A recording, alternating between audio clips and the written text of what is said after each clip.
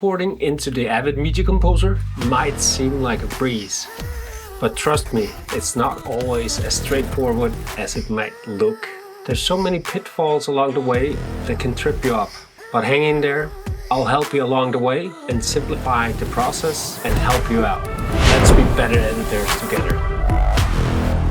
Before I show you how to import here in Avid Media Composer, I would just like you to think about if you're going to be grading in the Avid Media Composer or if you're going to be grading in Davinci Resolve. If you know you're going to be grading in Davinci Resolve, I definitely recommend you to do your transcoding and importing to start off with in Davinci Resolve. I made a whole video about this process and I'll leave the link in the description below. Sometimes, even though you know you're going to be grading in Davinci Resolve, it's nice to know how to import files into the Avid Media Composer, especially if you're doing special effects or you get files from the special effects department. Then you will need to know how to import material directly into the Media Composer. All right, we're in the Media Composer.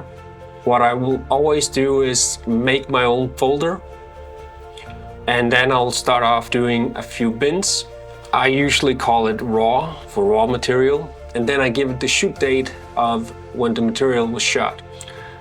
I can always change this later on in the process if I want to. So I got my raw bin here, and it's open and empty.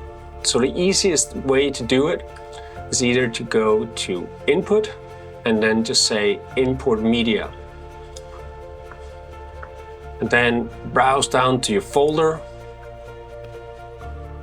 I got a folder here with interview shots, and I'm just gonna select both these shots and click open. And now what it does is it's first linking the media and then transcoding the media into whatever format you set it up to. But right now I have no idea what format I'm importing into or what quality it's gonna be because I just hit import. We'll just let it do these two clips and then I'll show you a better way to do it. And as you can see, it takes quite a long time for the Avid Media Composer to do this process. Okay, good. It's now finished importing the material. And like I said, I have no idea what it has saved it as.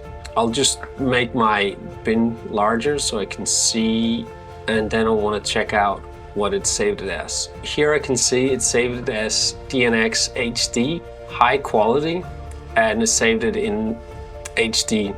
Because my project is set as 25p and in HD, it'll save it as HD and in 25 frames progressive. If I made a mistake, I can just delete it again and re-import it. So the way to delete it is just to hit backspace and then you'll get this menu. It's asking me if I want to delete the master clips, and these are the master clips in this case. And then the media material by itself, which lives in an Avid folder, is actually the real media. So if I just delete these two from the bin, I'll still have the media files living in the Avid media folder, but I won't see it in my project, but they will exist. So if I really want to delete all the material, I need to highlight all of these. And it says here, delete 6 associated media files. And what that means is that for each file, there's 3 files, 1 video file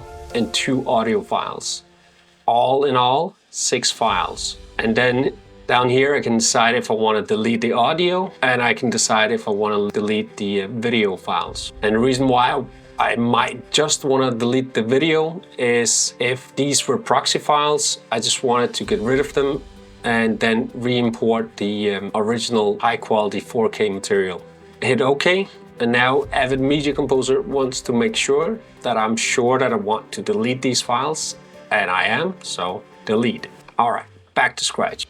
So what I recommend to do is to use the source browser. When you click on it, you get this window, and here you can see all the folders on your computer. My material lives in download. It shouldn't live down here, but it's because I just downloaded the practice material. And inside this folder, I got my SK Media assets, and I'm just gonna click SK Media.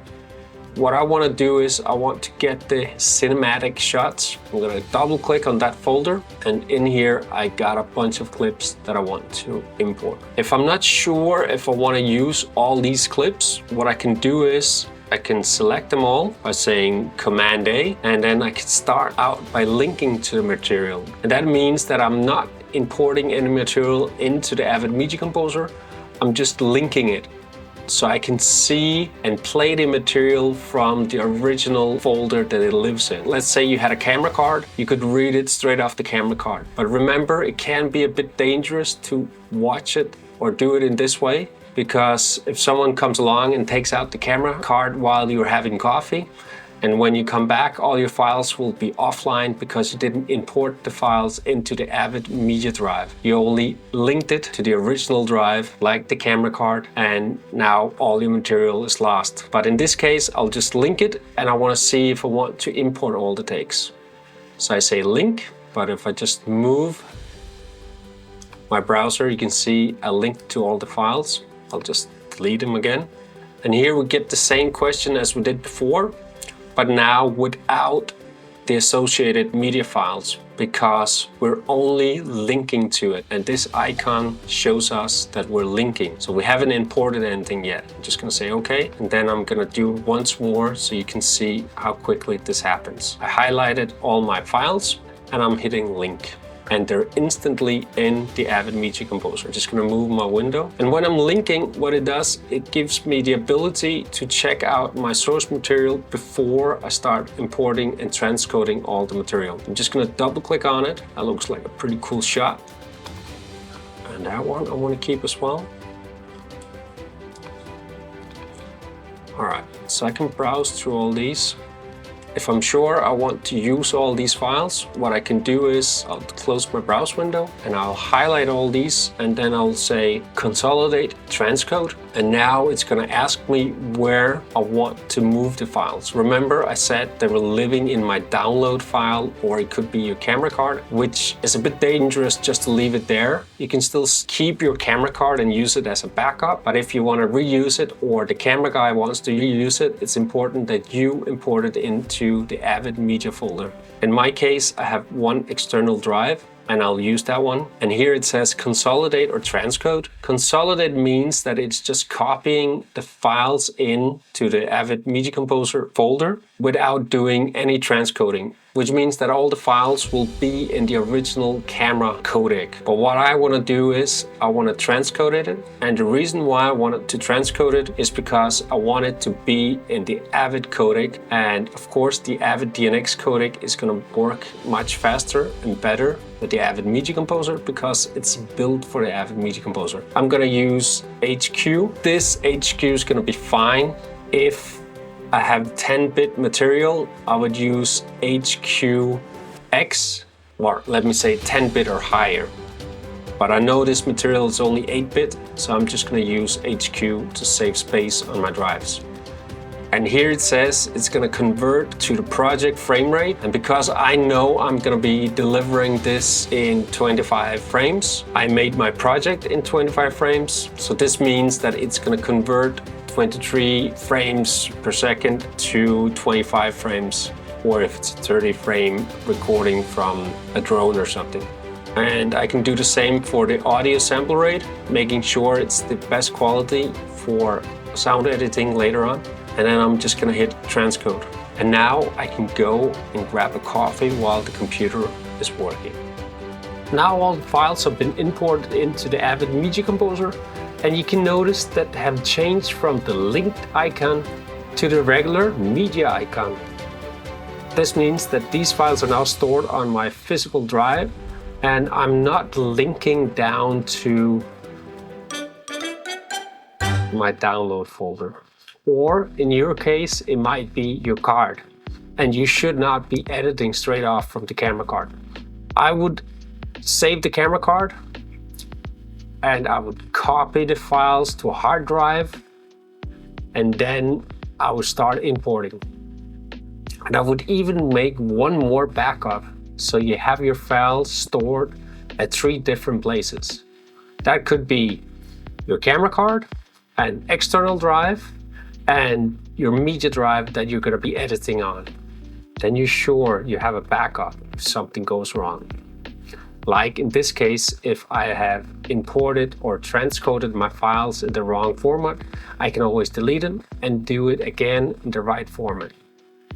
So when I'm saying that the files are stored on my Avid and are real files now, what I mean is that they have converted into Avid's codec, and they are now stored in the Avid Media Files folder. And if you don't know what the Avid Media File folder is, I'll show you. If I select one of the files, hit Reveal File, it'll show me where this file is stored now. I drag it out. You can see these files have been imported or transcoded today. What it shows me that I have one video file, and all of these 13 files that I imported, they all just have a video file. If they had audio on them, like a stereo track, it would say B1, and then it would say A1 and 2, and that's how we can see if there's any audio included in this file. As you can tell, it's in folder 1, and this folder lives on my media drive. If I want to find the folder and see where it lives, I can just start typing Avid Media Files, and it's important that you write it in this exact way. Once you hit search, files will show up, and in the Avid Media Files folder, there's an MXF folder, and in here I have all sorts of different folders. In your case, it's probably just gonna say folder 1, like this one. So these are the files that we just imported and transcoded. We have the original files that we linked to here, and now we have the imported and transcoded files that we're actually gonna be using for editing. So what I tend to do is I just delete the linked files, and when I hit delete, I don't get the option of deleting the media files because these are only linked. So I can safely just delete these from the bin, but they're still on the camera card, or in my case, they're still in my download folder. I haven't deleted any original media yet. So now I have a nice and clean bin, and I'm ready to edit.